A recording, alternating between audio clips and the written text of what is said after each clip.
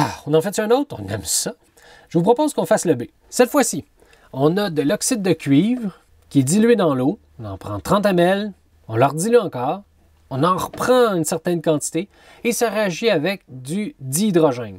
Fait que si vous ne savez pas par où commencer dans des questions comme ça, écrivez vos réactifs, faites votre réaction. Fait que c'est de l'oxyde de cuivre qui réagit avec du dihydrogène pour donner de l'eau et du cuivre. Bon, ça va être notre réaction. Il faut donc trouver c'est quoi nos quantités de réactifs. On a 50 ml d'oxyde de cuivre. Fait que je me le suis écrit ici. Il est concentré à 3 × 10 à la 24 ions par litre. Moi, je ne veux pas des ions, je veux des moles. Quand on fait une réaction chimique en chimie, nécessairement, on va avoir besoin de moles. Donc, si on en a 50 ml, on le veut en litres, puisqu'on a 3 × 10 à la 24 ions par litre. Fait qu'on fait 50 ml fois 1 litre divisé par 1000 ml. De cette façon-là, les millilitres s'enlèvent. On va avoir des litres. On sait qu'on a 3 × 10 à la 24 ions par litre. Bien, je me l'écris ici, c'est super pratique. Ça va me permettre d'enlever les litres et je vais avoir après ici, là, 50 divisé par 1000 fois 3 × 10 à la 24, ça va me donner mon nombre d'ions. J'ai de l'oxyde de cuivre. L'oxyde de cuivre, comme j'ai 1 O pour 1 Cu, le O est 2 moins, le Cu est 2 plus, donc c'est 1 oxyde, 1 cuivre, 1 anion, 1 cation. Fait que j'ai 2 ions à chaque fois que j'ai 1 CuO. Si j'ai 3 × 10 à la 24, si je le divise par 2, je vais avoir mon nombre de CuO. Une fois ça fait, là je fais ça divisé par ça fois ça divisé par 2, ça va me donner mon nombre de CuO. Mais je ne veux pas mon nombre de sels de CuO, je veux mon nombre de moles. Dans les réactions chimiques, ça fonctionne tout le temps avec des moles. Fait que je sais que j'ai tout le temps une mole à chaque fois que j'ai 6,022 × 10 à la 23. J'utilise mon nombre d'Avogadro dès que je veux avoir mon nombre de moles. C'est à ça qui sert. Fait que ça va me permettre d'enlever mes CuO et j'aurai plus donc des particules, des sels, je vais avoir un nombre de moles. Fait que ça divisé par ça fois ça divisé par ça divisé par ça, ça me donne 0,1245 moles de CuO. Yes! Première partie est faite. On a un deuxième réactif. Oh, non, attendez un peu. On a tout plein de dilutions qu'on va faire. Fait que là, on a 0,1245 moles de CuO. On l'a dilué avec 30 ml d'eau. Aïe, aïe, aïe, aïe, aïe. Donc, ma nouvelle concentration, ça va être quoi? On a 0,1245 mol. Il était initialement dans 50 ml, puis on a rajouté 30 ml d'eau. Les volumes vont s'additionner. Fait que ça va faire 0,1245 divisé par 80 ml. Ça va me donner 0,001557 mol par millilitre. C'est ma nouvelle concentration. On l'a dilué avec 30 ml d'eau. On en prend 30 ml qu'on dilue dans 30 ml d'eau et qu'on s'amuse. Dilution, le réflexe, C1V1 est égal à C2V2. Donc, vous l'avez déjà utilisé. C1, c'est la concentration initiale. Le volume 1, c'est le volume initial. Initial, concentré. C2V2, concentration finale, diluée. Volume final, dilué. Donc, C1, on l'a. On vient de calculer la concentration. Le volume initial, on en a pris 30 ml. On le dilue avec 30 ml d'eau. Donc, 30 ml plus 30 ml, 60 ml d'eau vient d'être obtenu. Fait que C1 fois V1 divisé par V2 va nous donner notre C2. Ça nous donne 0,001577 fois 30 ml divisé par 60 ml. Poup, poup, poup. On a maintenant notre nouvelle concentration une fois diluée. Fait qu'évidemment, ça va être moins concentré. Il y en a moins. On en prend alors 50 ml.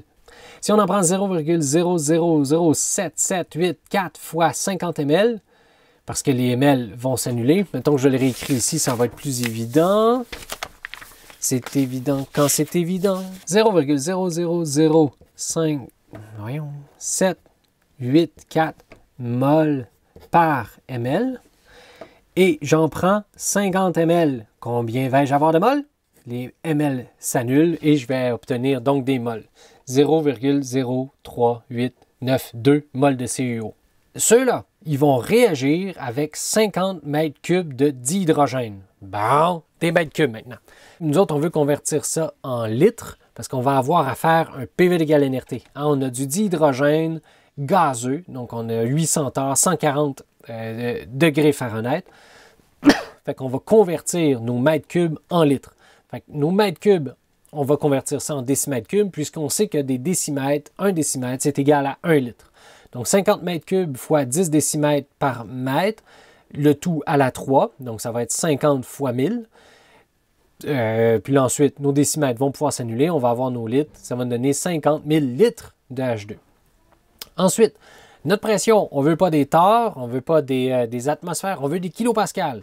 On sait avec notre feuille de conversion qu'on a 760 torrs à chaque fois qu'on a 101 kilopascales. Fait qu'on sait qu'à chaque fois qu'on a 101 kilopascales, on a 760 torrs. J'ai mis mes torrs en dessous pour qu'ils s'annulent. Fait que 800 fois 100 divisé par 760, ça me donne 106,6 kilopascales. Mes degrés Fahrenheit, je veux les convertir en degrés Celsius. Donc, j'utilise ma formule que j'avais ici. Si je veux avoir des degrés Celsius, je prends mes Fahrenheit, moins 32, le tout divisé par 1,8. Ça nous donne 140 degrés Fahrenheit, moins 32, divisé par 1,8, ça nous donne 60 degrés Celsius. Une fois qu'on a nos degrés Celsius, on les additionne à 273,15, ça nous donne notre nombre de Kelvin. Ça nous donne 333,15 Kelvin. Yes! On l'a obtenu.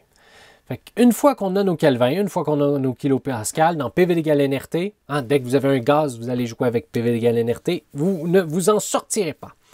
Fait que pression fois volume divisé par R fois T, ça nous donne notre N. Fait qu'on fait le 106,6 kilopascal fois 550 000 litres divisé par 8,314 kilopascal litre mol Kelvin fois 333,15 Kelvin.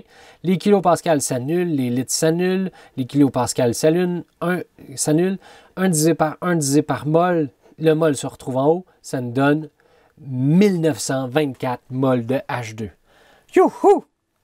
Donc, qu'est-ce qu'on a? On a du CuO qui va réagir avec du H2 pour donner de l'eau, H2O, et combien de livres de cuivre. Bon, équilibrer ça, ça a été super complexe. Là. Comme j'avais un CuO, ça me donnait un H2O. Si j'ai un H2, ça me prend un H2. Et si j'ai un Cu, ça me prend un Cu. C'est-à-dire 1 pour 1 pour 1 pour 1. Des fois, c'est simple, la stoichiométrie. On a donc calculé, il y avait combien de moles de CuO? Ça nous donne 0,03892 moles de CuO. Il va réagir au complet, parce que de l'autre côté, on a 1924 moles. Fait que lui, il est capable de faire 1924 réactions chimiques au complet. Lui, à peine 0,03892 réactions. Ça divisé par 1, ça me donne le même chiffre. Fait que c'est lui notre limitant. C'est lui qui est capable de faire le moins de réactions chimiques. Fait que ça moins ça, 0. Une fois qu'on a notre ligne du R, on peut le multiplier par la ligne de la réaction générale. Ça va nous donner la quantité de produit qu'on va obtenir. Et on ne le veut pas en mol, on le veut en livres. Pour donner combien de livres de cuivre?